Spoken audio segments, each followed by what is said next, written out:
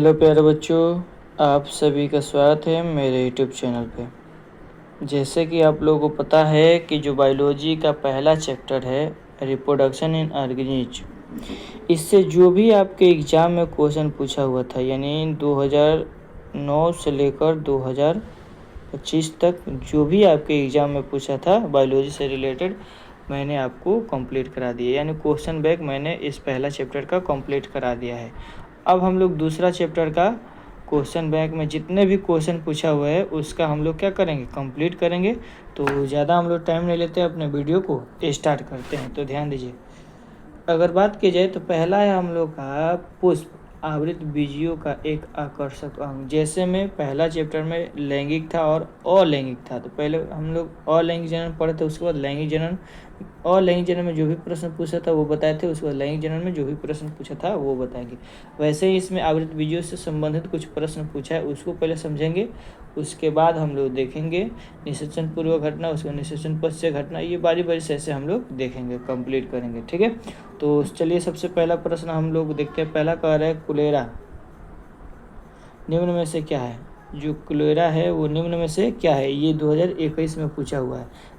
तो क्या है बाबू, सवाल है। क्या है बाबू, सवाल। इसका राइट आंसर क्या हो जाएगा, ए हो जाएगा, सवाल है।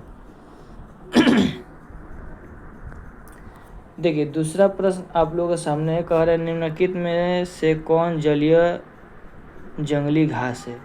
अब आपको बताना है कि इसमें कौन जंगली घास है। तो हाइड्रिला ये भी है, जलकुंभी ये भी है, तो इसका राइट आंसर क्या हो जाएगा, बी और सी। यानी इसका राइट आंसर क्या हो जाएगा बाबू, डी हो जाएगा। ठीक है, दो नंबर जो प्रश्न है इसका राइट आंसर डी हो जाएगा। तीसरा प्रश्न कह रहा है स्त्री दल चक्र में बना है, स्त्री दल चक्र में बना है। तो इसकी बात की जाए तो क्या बना है, स्टिग्मा भी बना है, स्टाइल भी बना है, ओवरी भी बना है। तो इसका राइट आंसर क्या हो जाएगा, डी हो जाएगा, उपयुक्त सभी। ठीक है, चलिए हम लोग अगला प्रश्न देखते हैं। ये सब प्रश्न कब पूछा हुआ है, 2019 में पूछा हुआ है। ठीक है, चलिए अगला प्रश्न की ओर हम लोग देखते हैं। अगला प्रश्न कह रहा है ईस्ट में प्रजनन मुख्यतः किसके माध्यम से होता है। तो जो ईस्ट होता है उसमें प्रजनन की बात की जाए किसके माध्यम से होता है, तो ईस्ट मुकुलन। आप लोग पढ़ोगे मुकुलन बॉर्डिंग, तो आप लोग को पता होगा मुकुलन का बेस्ट एग्जाम्पल ईस्ट और हाइड्रा होता है, जो आपके एग्जाम में बहुत बार पूछता है। ठीक है, तो चलिए हम लोग 5 नंबर प्रश्न देखते हैं। कह रहा है कि जब जयांग में स्त्री केसर एक दूसरे से जुड़े हो रहते हैं तो क्या कहलाते हैं, युक्त अंडपी कहते हैं। क्या कहते हैं जी, युक्त अंडपी कहते हैं। यानी इसका राइट आंसर क्या हो जाएगा, बी ऑप्शन हो जाएगा। ठीक है, चलिए अगला प्रश्न हम लोग देखते हैं। 6 नंबर प्रश्न क्या कह रहा है बाबू, ध्यान दीजिए। 6 नंबर प्रश्न आप लोगों के सामने कह रहा है टैपिटल कोशिकाएं दर्शाती है। जो टैपिटल कोशिका है वो क्या दर्शाती है, तो इसका राइट आंसर की बात की जाए तो इसका राइट आंसर हो जाएगा एंडोमाइटोसिस तथा बहुगुणता दर्शाती है। यानी इसका राइट आंसर क्या हो जाएगा, डी हो जाएगा। ठीक है, चलिए हम लोग अगले प्रश्न की ओर चलते हैं। अगला प्रश्न 7 नंबर प्रश्न हम लोग के सामने है। क्या कह रहे हैं, ध्यान दीजिए। पिस्टिलेट शब्द का प्रयोग किया जाता है। जो पिस्टिलेट शब्द है इसका प्रयोग किस में किया जाता है, तो एक लिंगी स्त्री पुष्प के लिए। और ये प्रश्न 2023 में पूछा हुआ है। तो आप देखिए, आपको जितना भी मैं क्वेश्चन बता रहा हूँ ये सब आपके एग्जाम में पूछ दिया हुआ है। ठीक है, चलिए 8 नंबर हम प्रश्न देखते हैं। पौधे के किस भाग से लौंग प्राप्त किया जाता है।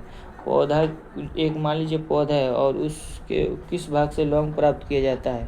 तो देखिए इसमें अगर बात की जाए तो पुष्प भी हो जाएगा, कली भी हो जाएगा। यहाँ पे सी नंबर ऑप्शन रहना चाहिए, ए और बी दोनों।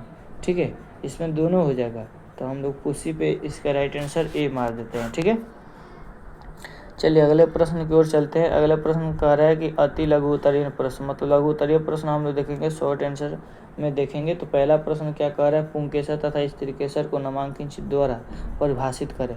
तो सबसे पहले हम लोग पुंकेसर के बारे में देख लेंगे। पुंकेसर आखिर क्या है इसके बारे में समझेंगे। सबसे पहले देखिए, ये 2022 में आपका क्वेश्चन पूछा हुआ। पुंकेसर की बात कीजिए तो बताइएगा, यह पुष्पीय पौधों का नर अंग होता है। यानी पुष्प का प्राइमरी सेक्स ऑर्गन कौन होता है जी, पुंकेसर होता है, स्टेमेन होता है।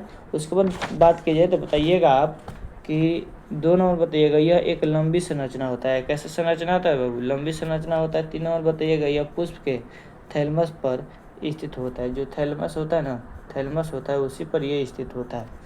इसके 2 भाग होते हैं, देखिए इसमें आपको लिखा गया है 2 भाग होते हैं, लेकिन इसका 3 भाग होता है। एक परागकोश होता है, दूसरा होता है तंतु होता है, तीसरा होता है संयोजी होता है कनेक्टिव, जो परागकोश और तंतु को जोड़े हुए रखता है। ठीक है, तो थोड़ा सा इसका हम लोग चित्र देख लें। ये जो आपको दिखाई दे रहा है बाबू, ये है आपका स्टेमन। क्या है बाबू? पुष्प का प्राइमरी सेक्शन, मतलब पुष्प का नर अंग है। ठीक है, तो इसमें आपको एंथर की बात की जाती है। ये देखिए, ये जो आपको 4 राउंड जैसे संरचना दिखाई दे रही है, ये आपका एंथर है, और ये एक पतला सा लंबा सा नली जैसे आपको संरचना दिखाई दे रही है, ये फिलामेंट है।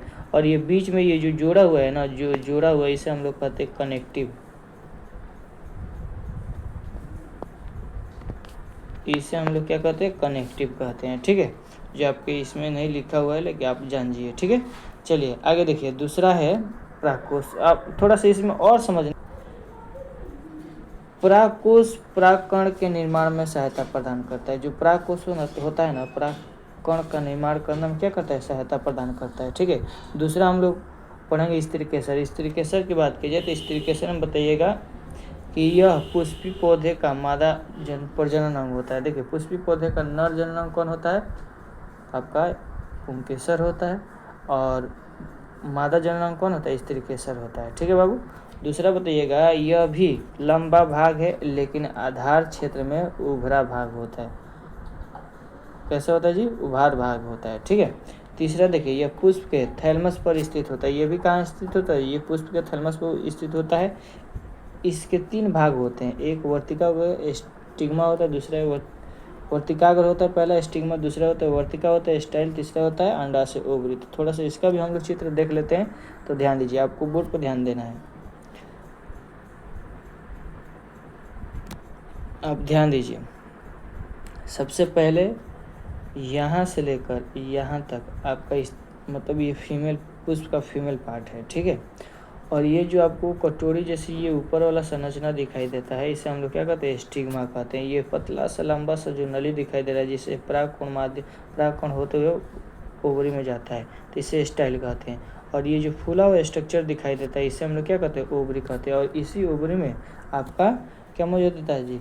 ओव्यूल्स रहता है, बीजांड रहता है, और उसी बीजांड में आपका एक सेल रहता है। तो उम्मीद करता हूँ कि आपको समझ में यहाँ तक आ गया होगा। चलिए हम लोग थोड़ा सा और आगे देखते हैं। देखिए, अगला प्रश्न हम लोग के सामने क्या है, ध्यान दीजिए। कह रहे हैं दीर्घ उत्तरीय प्रश्न में क्या कह रहा है? पहला प्रश्न है, पर परागण को परिभाषित करें, पर परागण के विभिन्न अभिकर्मों को लिखें।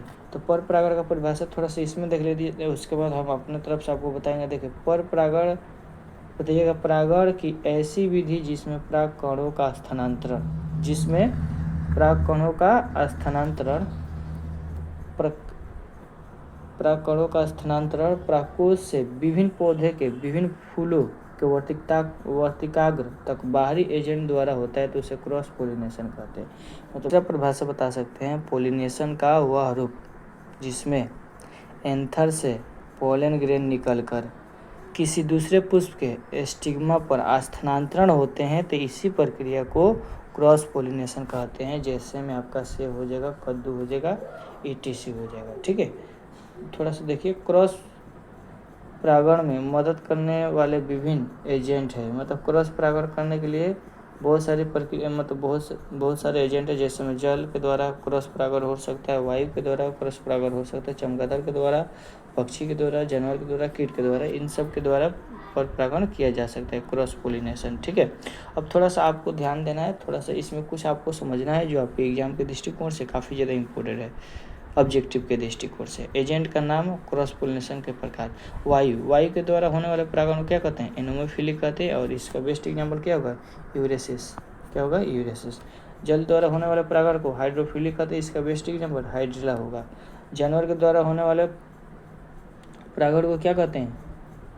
जूफिलिक कहते हैं, और इसका बेस्ट एग्जाम्पल गुलाब, पेटूनिया होगा। ठीक है, कीट के द्वारा कीट प्रूमी कहते हैं, और इसका बेस्ट एग्जाम्पल सूरजमुखी होगा। तो उम्मीद करता हूँ कि यहाँ तक आप लोगों को समझ में आ गया होगा। इसका अगला वीडियो हम लोग कल लेकर आएंगे। तो आज के लिए बस हम लोग इतना रहने देते हैं बाबू। ठीक है बाबू, आज के लिए बस हम लोग इतना रहने देते हैं। जय हिंद, जय भारत।